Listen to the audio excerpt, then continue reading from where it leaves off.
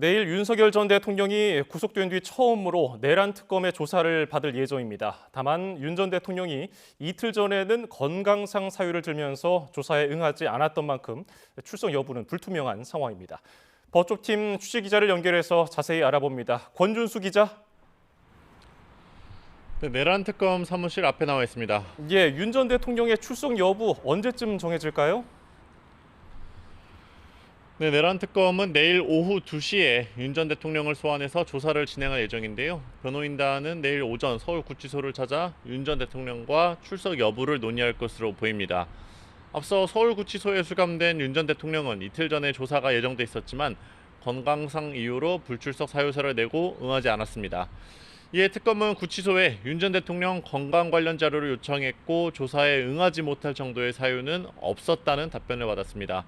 오늘도 특검은 윤 전 대통령 조사를 위한 준비에 주력할 것으로 보이는데요.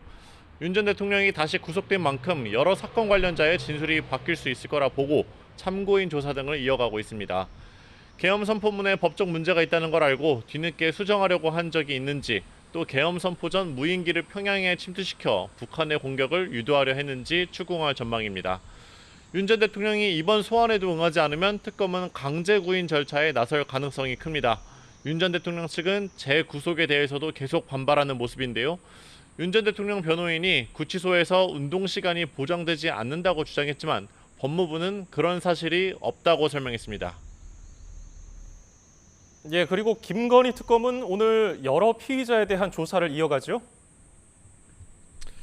네, 2시간 전쯤이죠. 오늘 오전 10시부터 김건희 특검은 삼부토건 부회장이자 웰바이오텍 회장인 이모 씨와 웰바이오텍 전 대표 구모 씨를 불러 조사하고 있습니다. 모두 피의자 신분인데요. 웰바이오텍은 삼부토건 주가 조작의 배경이 된 우크라이나 재건 포럼에 참여한 회사입니다. 삼부토건과 웰바이오텍은 재작년 5월 포럼이 열렸을 당시 동시에 주가가 상한가를 기록했는데요. 김 여사의 계좌를 관리한 것으로 알려진 이종호 전 블랙펄 인베스트먼트 대표가 연루된 사건이라 특검은 김 여사가 직접 관여한 사실이 있는지 집중적으로 살펴볼 방침입니다. 김 여사는 변호인단 구성이 막바지에 접어들었고 특검 조사에 응할 생각인 거로 알려졌습니다. 최상병 특검도 소식 전해주시죠. 네, 최상병 특검은 잇따라 대대적인 압수수색을 진행했습니다. 어젯밤엔 해병대 예비역 기자 대통령 경호처 출신 송모 씨 자택을 3시간가량 압수수색했는데요. 최근 윤 전 대통령 서초동 자택 등에 대해서도 강제 수사에 나선 만큼 발빠르게 관련 자료를 확보하는 모습입니다. 송 씨는 임성근 전 해병대 1사단장 구명 로비 언급이 이루어진 멋쟁 해병 단체 대화방 참여자 가운데 한 명입니다. 특검은 송 씨 휴대전화와 컴퓨터 그리고 딸들의 축의금 명부 등을 압수한 거로 전해졌는데요.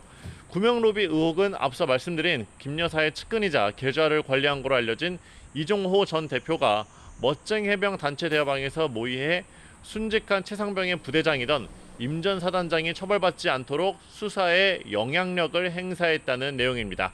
지금까지 YTN 권준수입니다.